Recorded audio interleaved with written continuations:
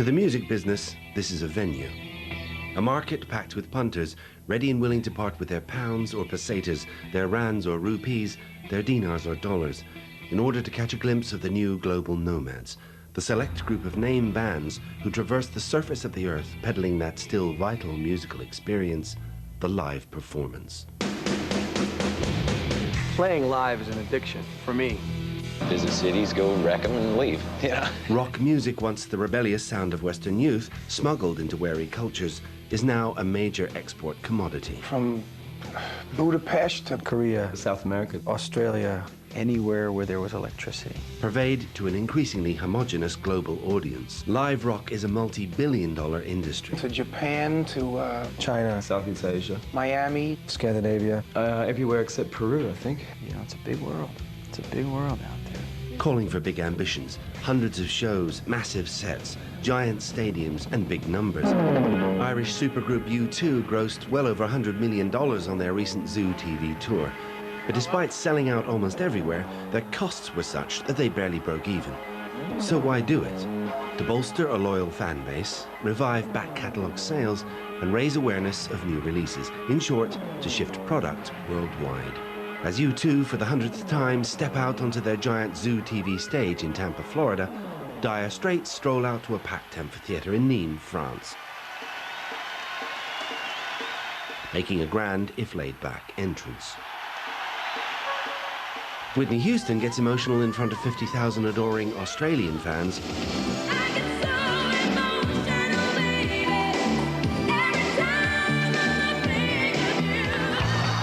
while Australian supergroup In Excess generate maximum wattage in Whitney's homeland,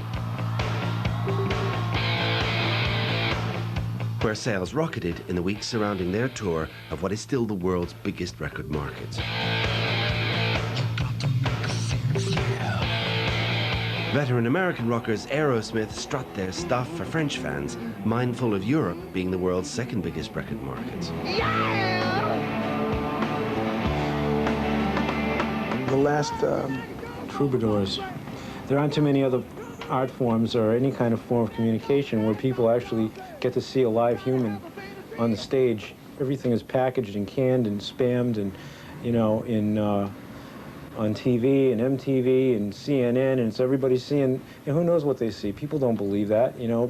I don't believe half of what I see. It's all been packaged and computerized, and to go out and see a real band play live and sing about things, sing about anger and sing about frustration, and it's real and it's in your face and you get sweaty from it. That's like, that's a real thing, and that's, I think that that isn't going to change. People are hungry for that. Thirst comes into it. Big brand names battle for their share of the world's rock audience attention, keen to associate with pop cultural icons.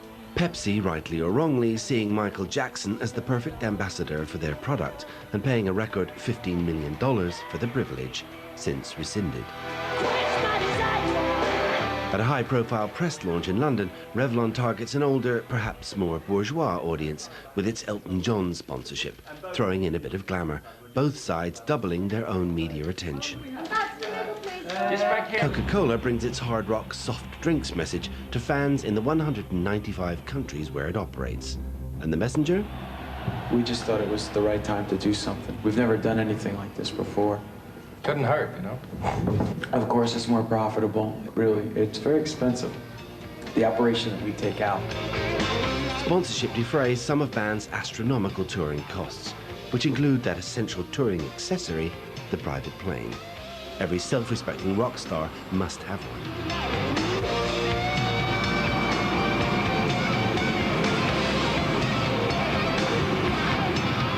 As they crisscross the globe in their bid to conquer territory after territory, their paths occasionally cross.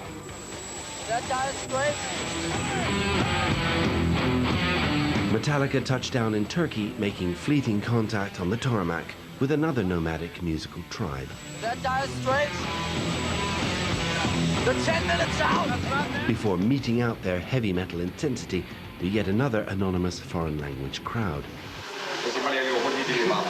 Istanbul, man. Can you tell? Yeah, we're world travelers, motherfucker.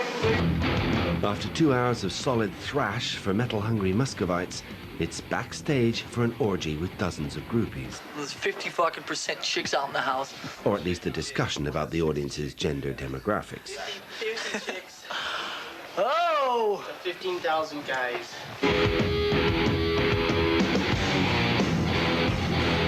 Then back to the hotel to lie around in a self-indulgent stupor. Get your bags in 10 minutes. 10 minutes?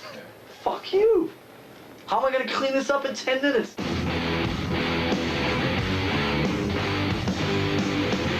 Then down to the lobby to pay the bill for the crates of champagne and the traditional trashing of the hotel room. Big winner. Room service had a sandwich and a grapefruit. $38. Hey! I had caviar omelet. Sandwich and a grapefruit from across the road. I didn't get anything and it cost me $40. The fact is, stamina and professionalism are what's required to survive in a grueling tour like Metallica's, which has lasted for over 2 years, seen them do hundreds of shows, and taken them not once but twice around the world. As Metallica head north for the last few dates of their tour, an advance party in the form of production manager Jake Berry surveys the seemingly peaceful suburban setting of Milton Keynes Bowl. 60,000 wild metal maniacs will be out there. It'll be a massive denim and black t-shirts. Mayhem. While the band enjoy the relative comfort of the tour plane, with all its ups and downs, miles below them, 400 tons of gear in 25 trucks grinds its way through day and night on its way to the next date. Up to 32 drivers put in almost 250,000 miles on the European leg alone.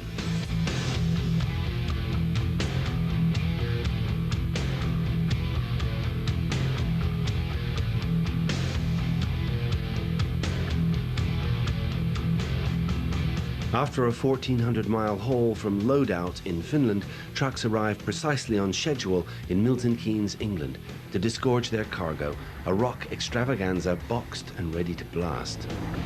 I am very much a rock and roll sort of person. I ran away from home when I was 21 years old, married my two interests, a love of heavy machinery and rock and roll, and that's what I do now. Hi, this is Florida. I'm on the periphery road of the Milton Keynes Bowl. A no man's land awaits an occupying army, which will plant its heavy metal flag on a featureless terrain, an empty stage in an empty field, ready to be inhabited by a self-contained mini-culture. We have our own sound, we have our own lights, we have our own power, we have our own equipment. So really, if we actually showed up in a field, we could do a show. You know, we lived out these cases for 2 years. You know, this is like an office. You know, it's like if you go to your office, you can go to a fax machine, or you can go to a phone, or you can go to a filing cabinet, or you can go to a storage truck. This is it. This is what we live. You know, we lived out these cases for 2 years. It is a unique world, and it's very, very unique.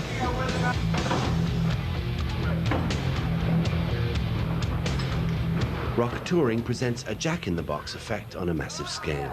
You come in and you unload 16 trucks, which has got to be like 400 tons of equipment. You set it up, and the band play for 2 hours, you tear down, you go away, and you travel 400 miles, you do it the next day or the day after. Well, it's pretty stupid, isn't it? Actually, it's very clever. Metallica are one of the few major bands that make money touring. 2 hours of metal madness belie 22 hours of preparation. With 300 shows under their belts, a core crew of around 100 riggers, roadies, sound and lighting technicians assembles the production with almost wordless efficiency. Stop! As you might expect from the undisputed world heavy metal heavyweights, there's a lot of metal around. Just watch your fingers.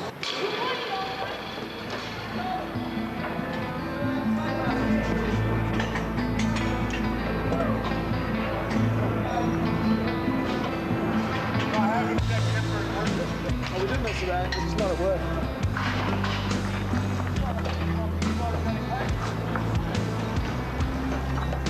Riggers bolt together the mother of all mother rigs and ride it into the air with macho nonchalance.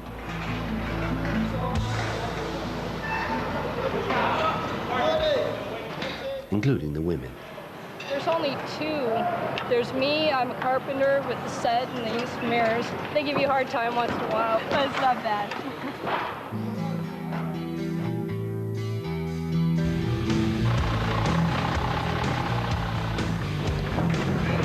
With the mother rig in place, an overgrown brood begins to arrive. 19 tons of sound system, 64 3,000-watt amplifiers, 150 monitors, ready to pump out almost 250,000 watts of raw metal meltdown. They've gone to the same place.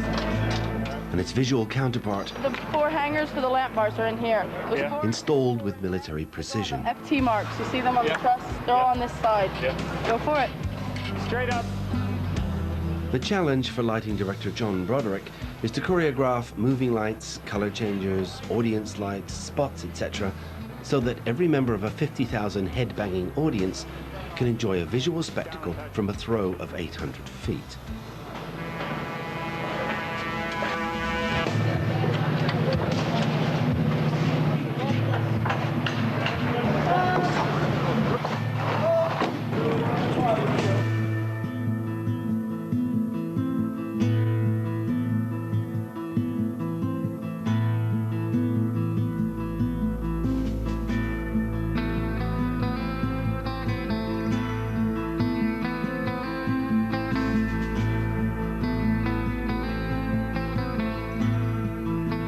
Hundreds of able bodies work round the clock towards the moment when mere scrim and scaffolding become a temple to the macabre.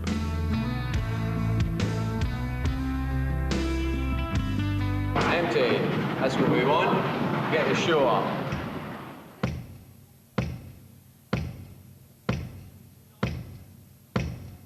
Ear, 2, ear.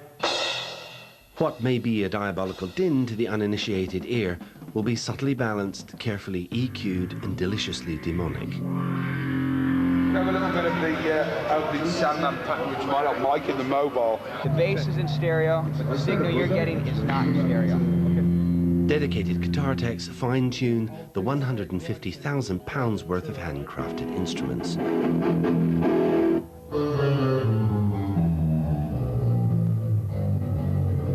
Over the 300-show tour, they will have changed every string on over 30 guitars for every show.